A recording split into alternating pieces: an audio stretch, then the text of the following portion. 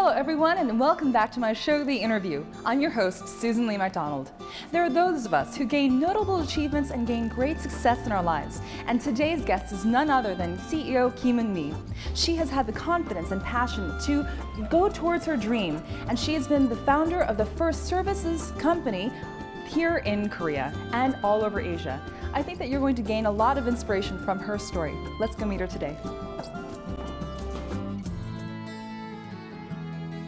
Regarded as the top CEO in the service office market for 16 years, Kim Mee. Also known as Mee Kim in Southeast Asia, she is recognized as a successful CEO with branches all over Asia. She has won a number of awards, including the Female Leader of the Future and the Global Female Enterpriser.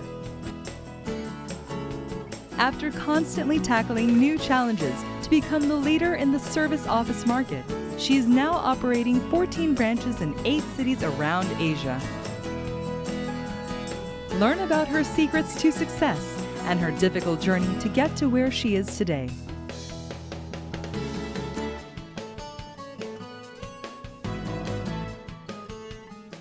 First of all, Mee, I'd like to welcome you to my show, The Interview. It's such a pleasure to meet with you. Nice meeting you, Sujan. Thanks for having me. Sure. I'd like to ask you about service officers, because I think that a lot of people may be unfamiliar with what that might be. Could you explain that to us? Yeah, sure. It's a pretty new concept here in Korea. Serviced office, as it is. It's office fully serviced. It comes furnished, equipped, and also comes with a team of people who manage the office. Here in Korea, it is known as residence. In those days, say if you want to open your own business here in Korea or say in Hong Kong, you have to do it from the scratch. To start with, you need to locate the building, you have to sign the lease for a few years normally. Yes. Then you have to design the office, fit it in, order the furniture. There's a lot of work involved with starting a business. Install the telephone lines, internet, server rooms, then hire the people.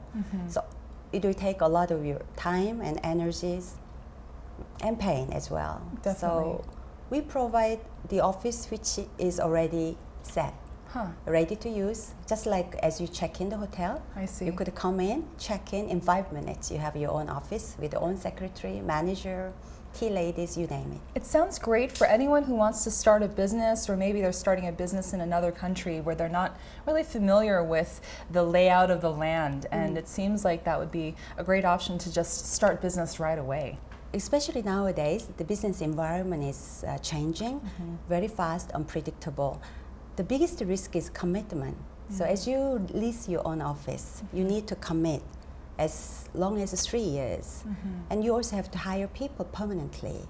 And that commitment costs a lot of money to your business. So with the service office, your commitment is as short as an hour, a day, or a week. So let's say that I have a business of my own, it's incorporated, but I want to use your office for 2 weeks while I'm here in Korea.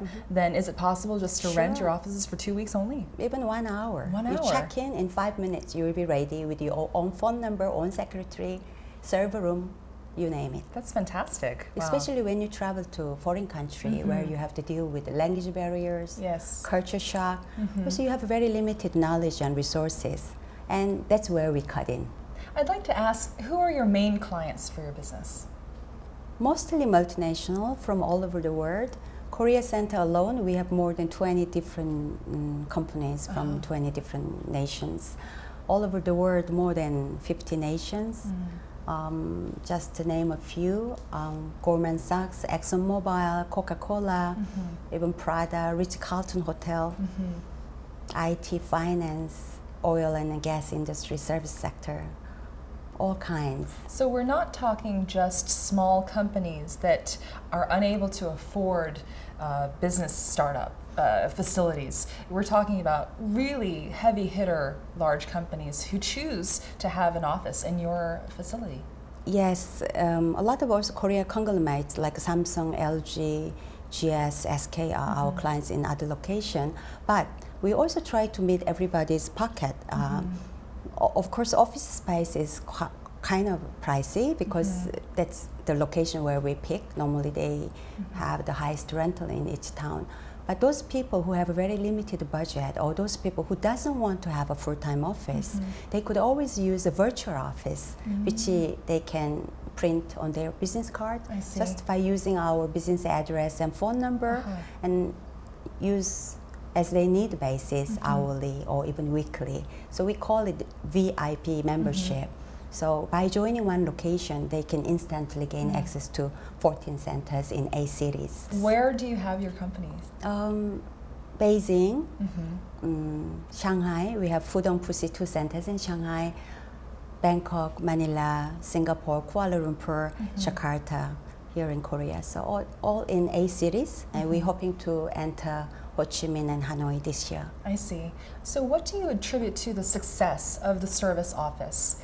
Because it seems like it's just a booming industry, and you're one of a few companies that actually do business here. In fact, there are already few listed company. One of the company listed in UK, also Australia, which is my previous company. I think we are the only Asian-based company offering international access. It seems very simple, and a lot of new operators are now appearing in the market. But again, it is not as simple as it looks, because there isn't any professional who can provide this kind of service. When hotel was introduced, say 100 years ago, nobody knows about the hotel, and there was no hotel university to train those professionals. So more or less, it is the same situation. Those people who have all the industry experience more or less stay with us within our company for long term. And that really keeps us going to compete with the big operators, because we know what we're doing, and we've been doing this actually forever. Our accumulated experience is over 300 years. After searching for the best location for her business in Seoul, she patiently waited for 10 years to lease an office space located in the business center of the city, Gwanghwamun. She invested a great deal of time and money turning this office space into a hotel-like business center. Well, we looked around Seoul in this particular area, and we were very impressed with the professionalism of the people that work here, as well as the aesthetics of the property itself. This office, equipped with various auxiliary facilities and equipment that can be used at any time, has everything that a businessman needs. There are multiple meeting rooms, and there's even a cafeteria where the users can relax and interact with one another.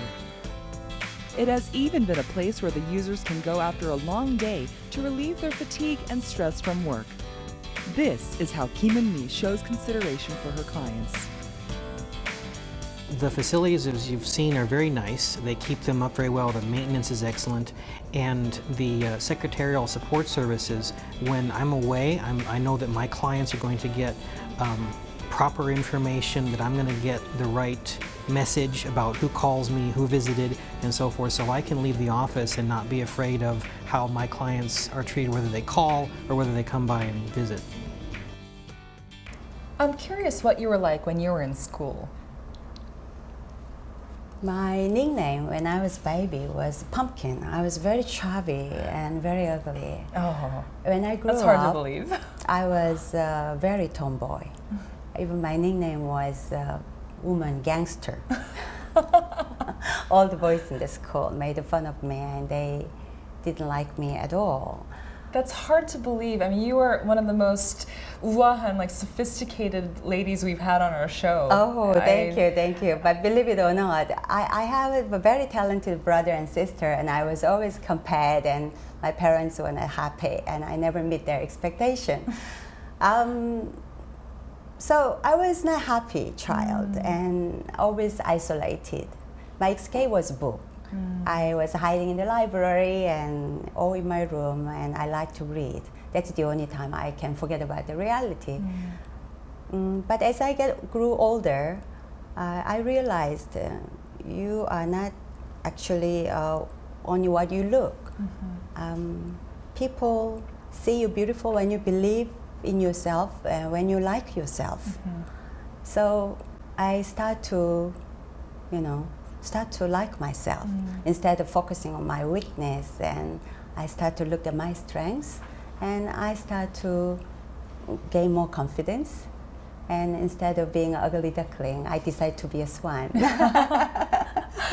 Well, the thing about a lot of men and women is that sometimes we all suffer from self-esteem issues. We all suffer from confidence issues from time to time. And you said that you focused on your strengths, but was there some type of event or something that kind of was the aha moment that helped you to decide that you were going to focus on the positive and not on your insecurities? Because that's hard to do.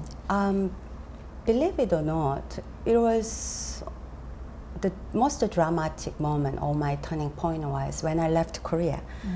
As I mentioned to you, since I was a child, I wasn't able to fit in. I was tomboy, I was fast strong, I was so bossy, I wasn't pretty, I wasn't also excellent academically or in other area like my brother and sisters. So no matter how much you try, you had to deal with the low self-esteem issue. But when I left Korea to go to Australia, it was a different story. All of a sudden, compared to those loud, big Australian ladies, I was a very feminine and shy Asian girl with, of course, your limited English. A lot of people gave me the compliment. So I feel people can change when you have a different environment. I could start all over again and re-establish my self-esteem, which has grown since every day.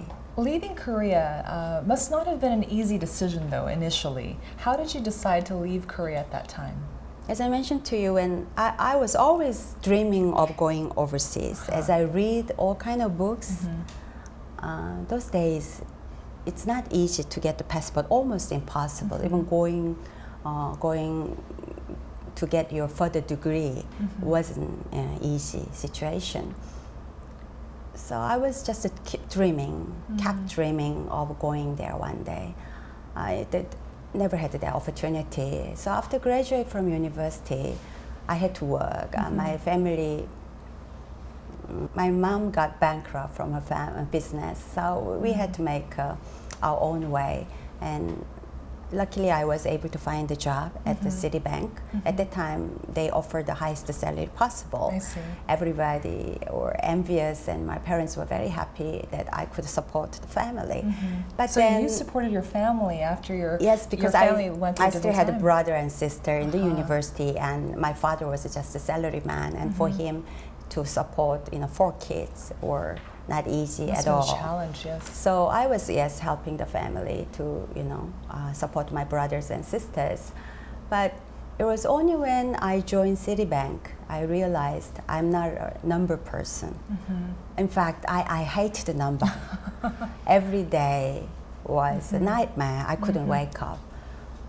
I was late every day until my boss had to start roster system, because every day I was arriving half an hour or 1 hour later, and our division performance was the lowest. So they finally created afternoon shift because of me. And whatever I do, there was always a mistake, and I wasn't good at typing. Those days we were using telex. Yes. Typos everywhere, and at the end, my boss tried to, matchmake me with all kind of guys. Really? She thought if I got married, I would quit. So your boss was trying to set you up on dates. Few guys, so that you would leave the company. Oh yes, my goodness. So it was that bad. And I couldn't even complete a year, a week before a year. So I quit, and I decided to go to Australia. And in Australia, I could start all over again as a new person, as Mee Kim with a new name. It's so nice to sometimes have that second chance. We, at a certain point in our lives, or maybe different points, we feel like we're kind of trapped by where we are, and we want to break out. And it seems like that opportunity for you to go to Australia really gave you that opportunity to just open up your wings and start to really live the life that you wanted to live for yourself? So I always say, when the life doesn't treat you well, you can make your own. So that's how I believe. When you first got to Australia, that you had a part-time job as you were going to school, I imagine that it wasn't easy to work a part-time job and go to school. What kind of work did you do at that time? All kinds. At that time I was working, before I left Korea, I know someone in Samsung, and they had a branch office in Sydney who gave me the recommendation later. So I started with the Samsung Electronic as a part-timer, but their office was very far away from the school. So I had to take trains, buses, because I didn't have a car. 2 or 3 hours. 3 hours to and from work. Coming back, Wow. 2 to 3 hours. So it wasn't worth it. So I found a job in the restaurant, just serving food and cleaning, washing dishes, which is very common job for the student those days. It wasn't enough because I had a saving of a year of salary after supporting my brothers, sisters. I had a bit of saving, but there was just enough to pay for one term, one semester, tuition fee. So I had to find my way to survive. And at that time, we had increasing number of Korean migrants, and those migrants normally don't speak English. So I thought maybe immigration department might need a Korean interpreter or translator. And there was 24 years ago, my English was far worse than now. But I dared to, think to apply for that job. So I just rang the immigration department and asked whether they would need any help, and I can be their interpreter. In fact, they already had someone, but so they said no vacancies available. But I just left my contact number and just told them I'll be available whenever they want. And only after a week, they called me. Oh. And I went there, and there was a pretty serious case in the school. The migrants, teenager kid had a problem in the school, stealing money, and interesting thing was my English wasn't good enough, but I majored in social work, especially family counseling. Oh, so in I was undergrad. I was end up counseling the kid between the school and between the family, and managed to help him settle in. So there was the wonderful. beginning. Since then, I had a call ringing every alternative days, and because it's it is one of the highest paid job, but again, you have to be everywhere they want. It could be court, it could be hospital, and I had to stand by for 24 hours, even 1 o'clock in the morning or midnight.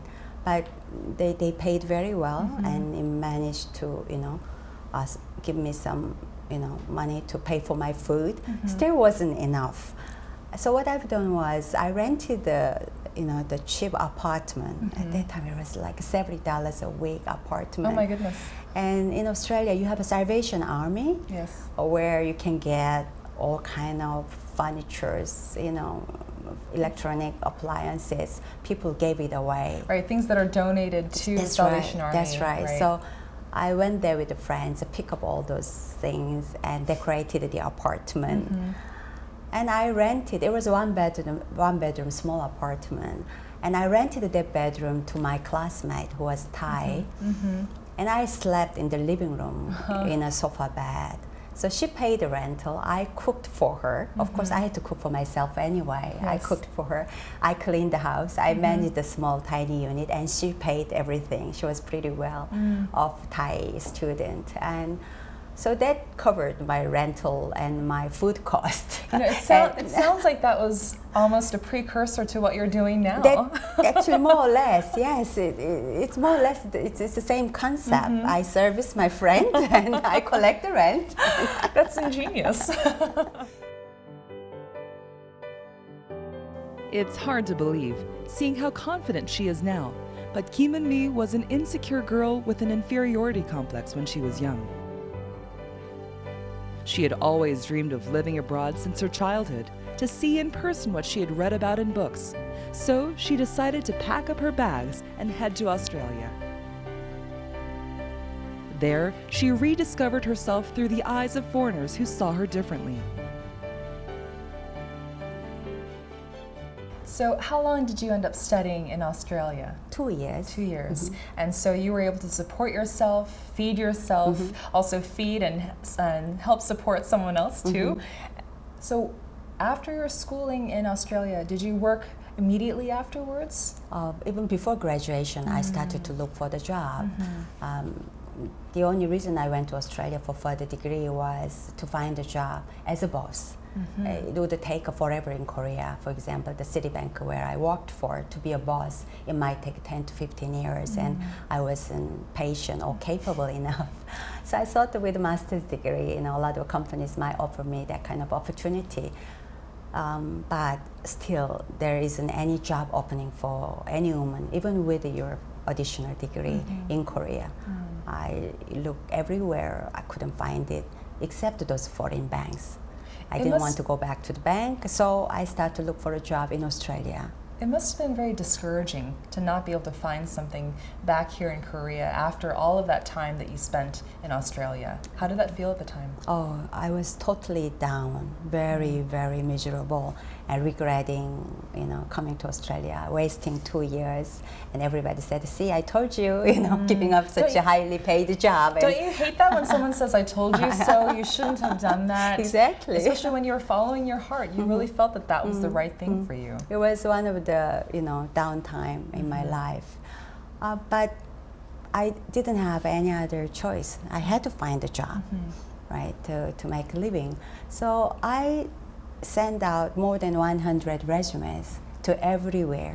One is a small, medium-sized Australian company, which offers very similar product that I'm in now. I see. And the other company is a branch office of Hutchinson Telecom, a multinational company.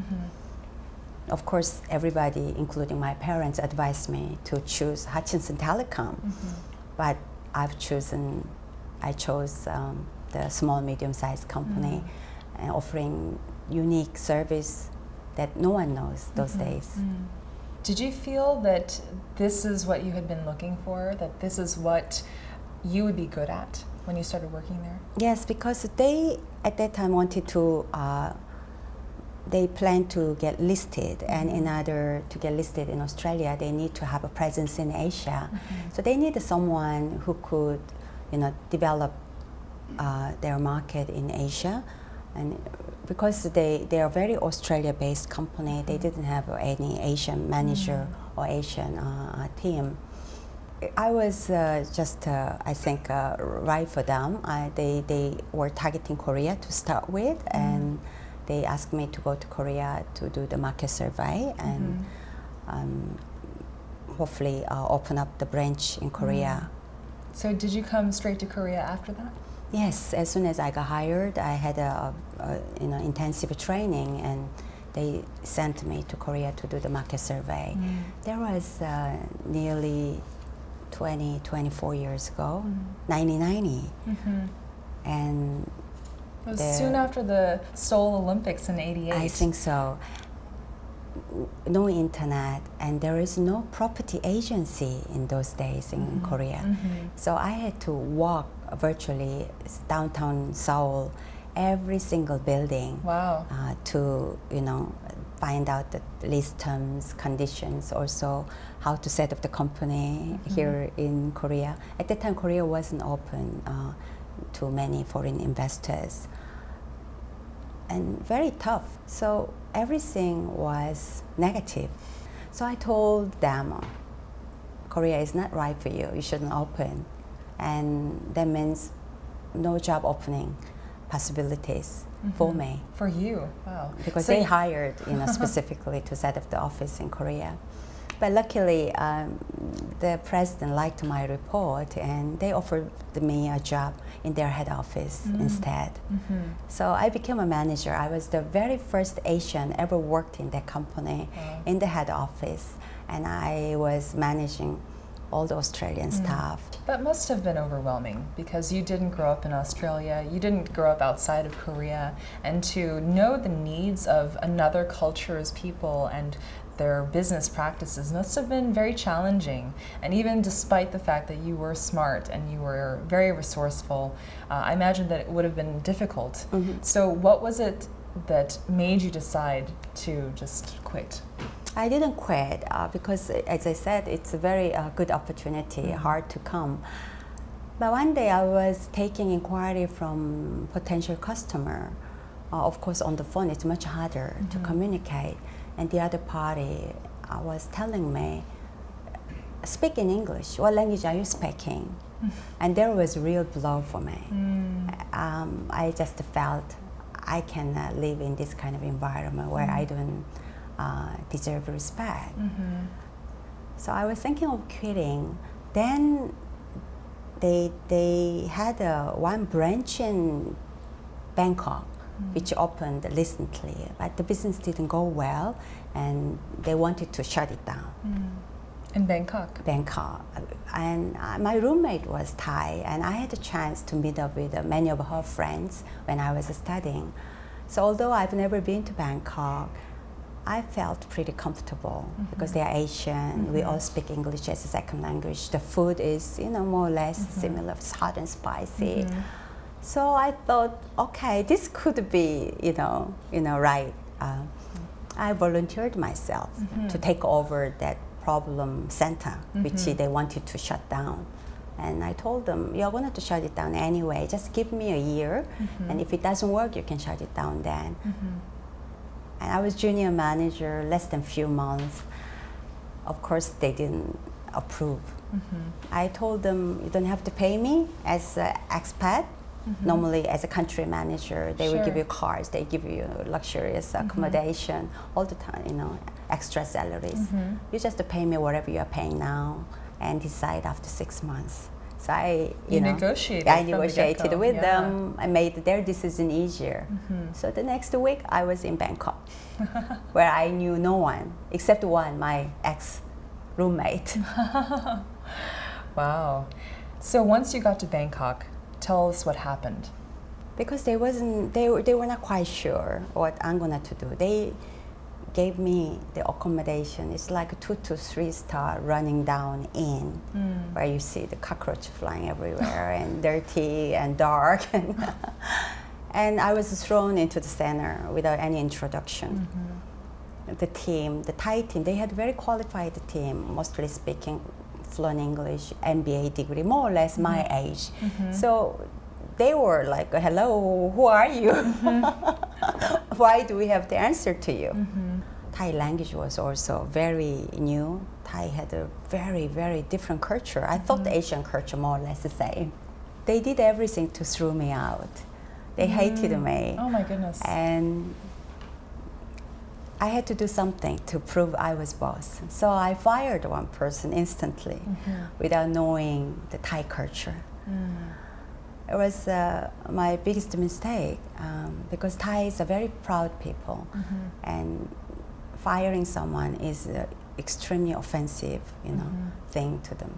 So whole team rebelled on me, and one of them called the immigration department because I just arrived. My work permit was under progress. And normally it takes a month to get the proper work permit, but I wasn't patient enough. I had to go to office to do something and to make a difference. They came. It was actually the foreign deportation department, Aryan department, something, and they came to arrest me. Arrest you it for was what? not. It Oh my was goodness. not legal to work without a work permit. Very, very serious offense. And few policemen with handcuff and very scary experience. But I managed to calm them down. I convinced them I'm here to help Thai government to attract all the investors from all over the world. And my work permit is under process, and ask for their support. And somehow it softened them down, and instead of arresting me, they actually helped me to process my work permit overnight. That's incredible. But So, what a scary experience. It was very scary. I mean, very experience. vengeful of the employees there.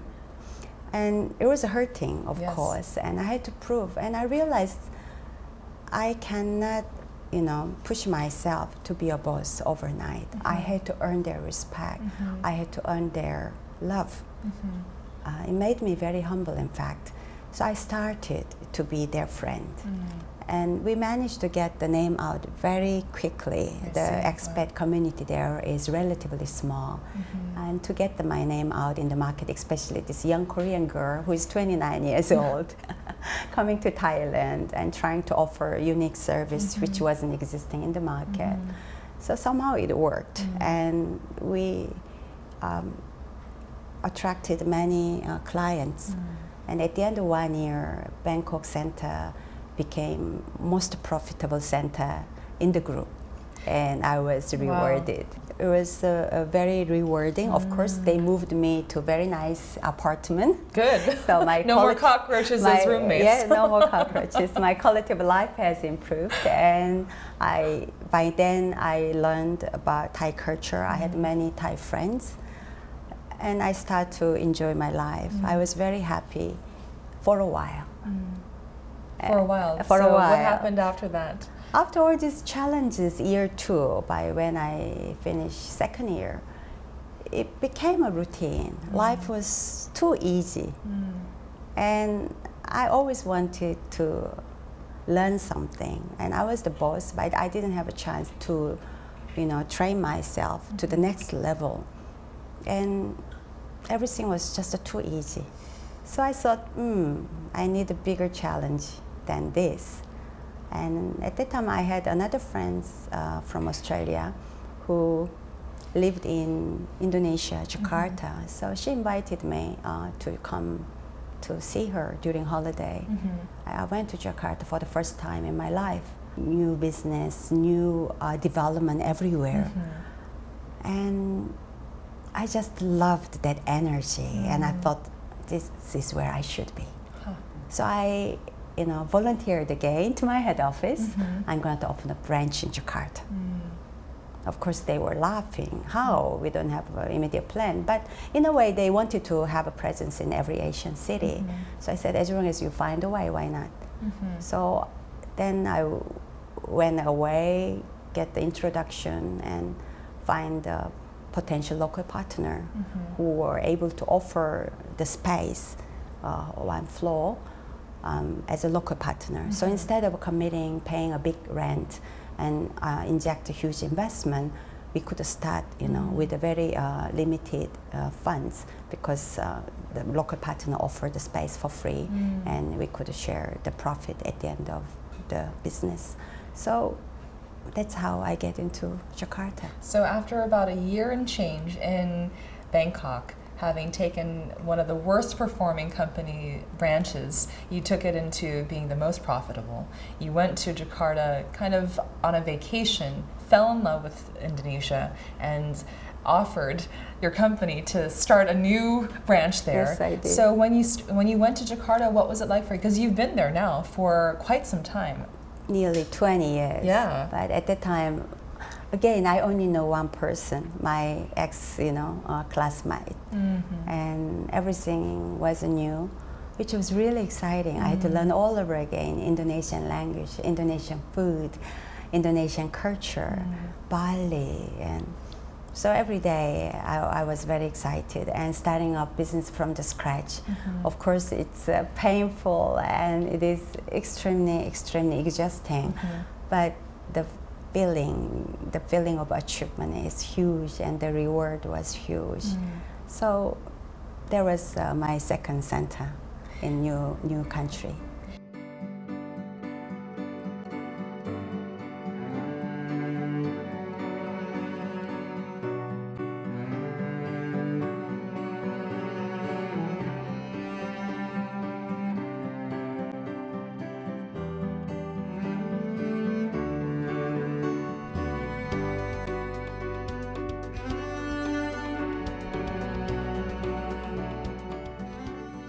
working at that company for a number of years, you later then decided to hand in your resignation letter in '97 to start your own company. What was the turning point that made you want to do this for yourself and not for someone else?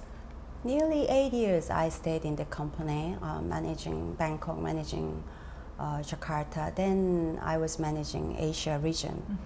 I was a bit tired of living in developing country, and I always had my passion for Japan. And at that time, they were eyeing on Japan. So then again, I went to Japan, did market research. You know, I'm ready to open up a Japan branch, and the company gave me all the assurance and all the promise. I learned Japanese at night. I was ready to go.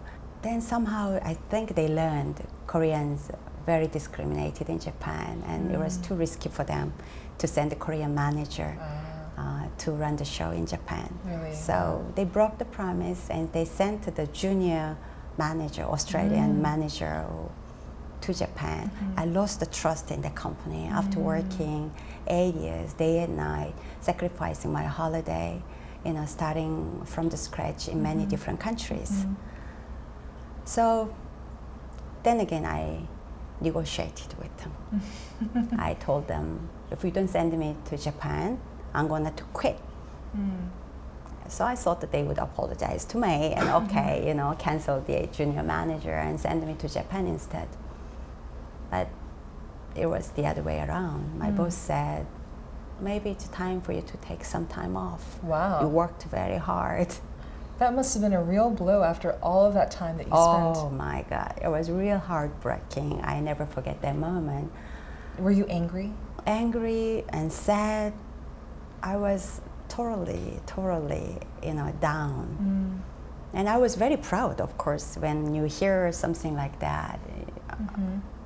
So I threw resignation letter. Okay, if that's the case, I'm gonna to leave. Then again, with expectation that they might stop me, but they didn't stop me. Wow. So here we go one day, one of the highly paid, you know, professional running few branches.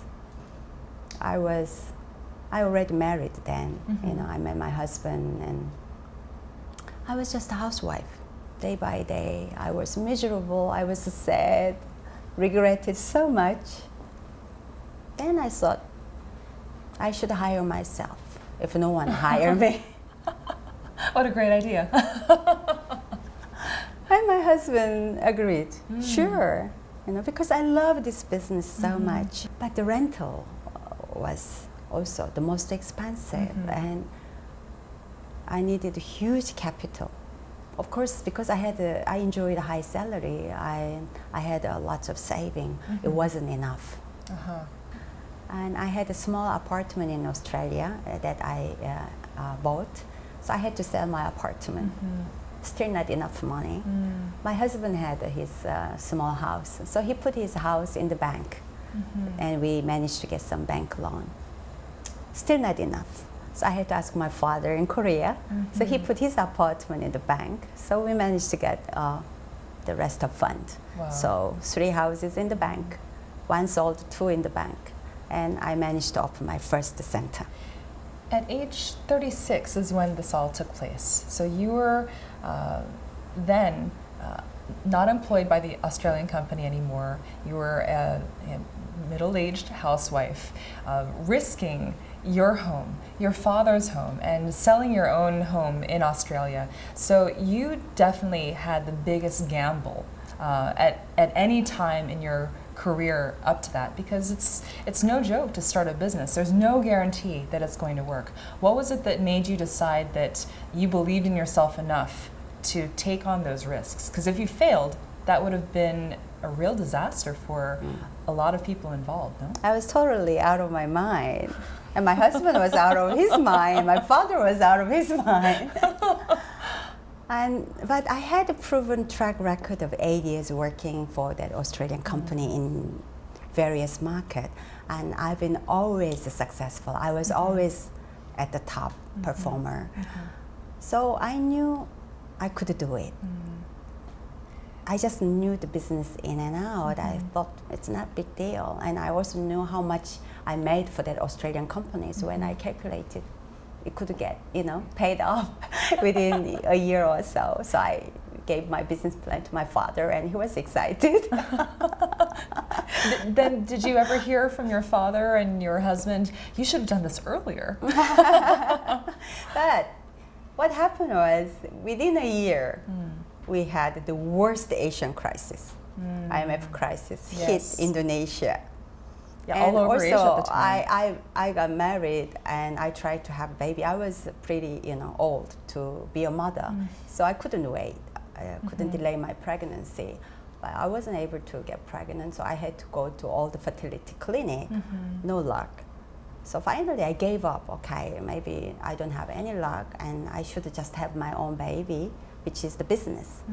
So the minute we set up the company, that moment I got pregnant. Really? So here we go. The crisis hit, and my stomach is getting bigger.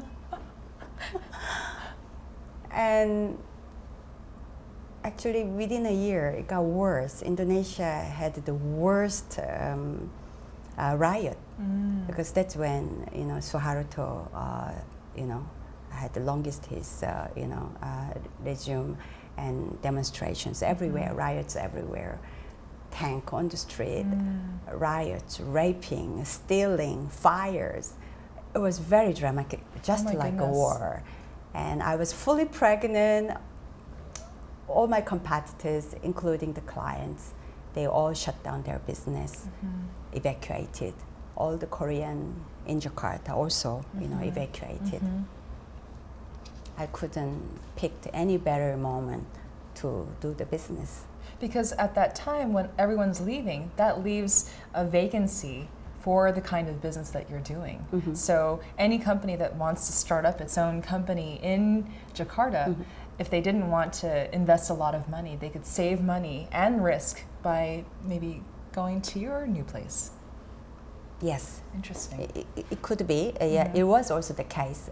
But most of companies, they didn't want to take any risk because it was more or less life and death threat.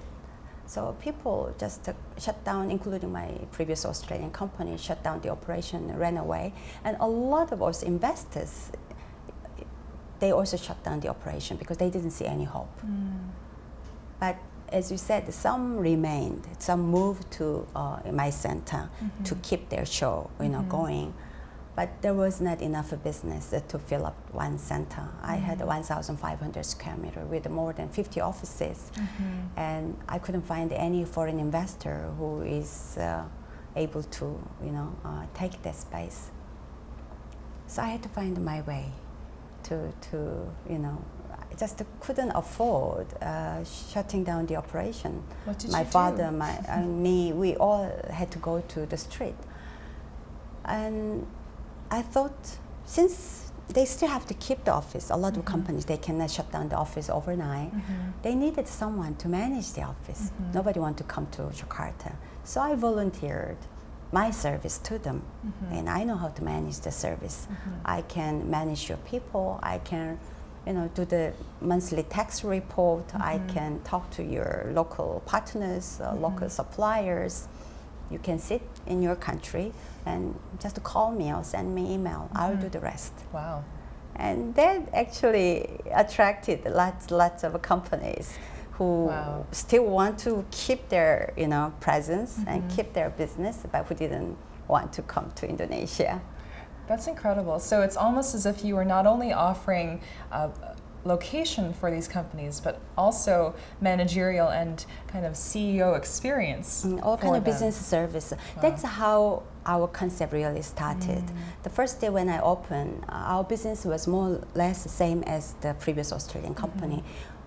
We offered the facilities, offices, boardrooms, video conferencing, that kind of facilities. Then I started to add those business services, which is very unique. Yes. So that's how our concept, has been. It's incredible that out of a crisis, there are new ideas and opportunities, and it seems like you've definitely grabbed on to that crisis moment to create something very new, very unique. It must have taken quite a bit of ingenuity to do what you did. I think when you are desperate and you have nowhere to go, that's when you get the fresh idea. So it was a lot of self-control moment. I had to train myself to ease out those fears and worries, but just to focus on solutions, how to get over and how to, move on.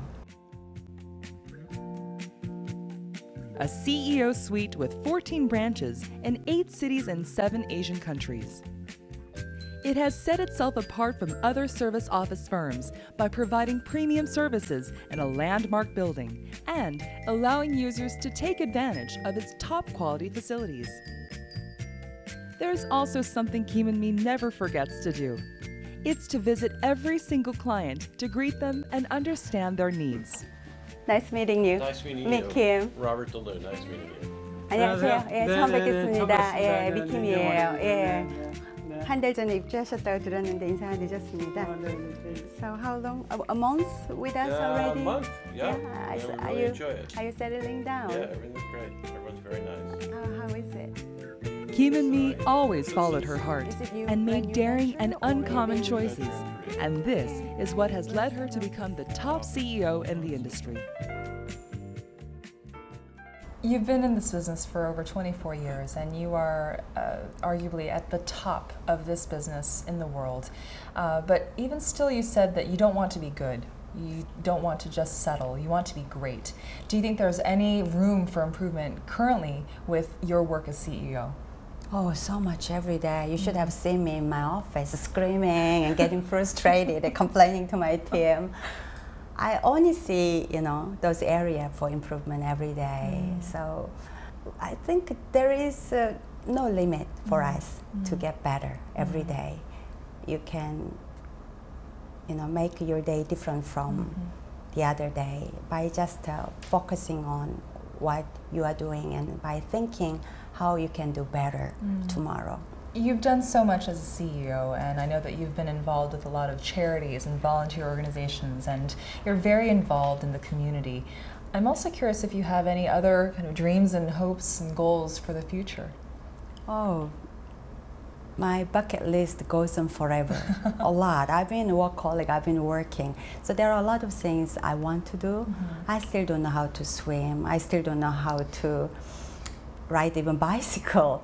But this year, we just got back to celebrate our wedding anniversary. We went to Argentina to take intensive tango lessons. Oh, how fun. And I want to be a tango dancer. So hopefully by end of this year, I can, show you some performance. Absolutely. For business, I like to see my company. We are known to be the best in the market, but I also want to see them in bigger size, hopefully triple from the current size, and really want to make a great company that everybody enjoy working and everybody love to work. Mee, it's been such a pleasure talking to you. I feel like I've learned so much about the passion and confidence it takes to take a company from nothing to this incredible global business and truly international business. And as a lot of people want to kind of hold on to certain kinds of dreams, we see that there has to be a lot of work, a lot of legwork. You earlier said that you're like a beautiful swan, on the outside, looking very, very calm, but underneath the water, you're just pedaling and pedaling. Working. And you seem like just the most amazing example of that swan.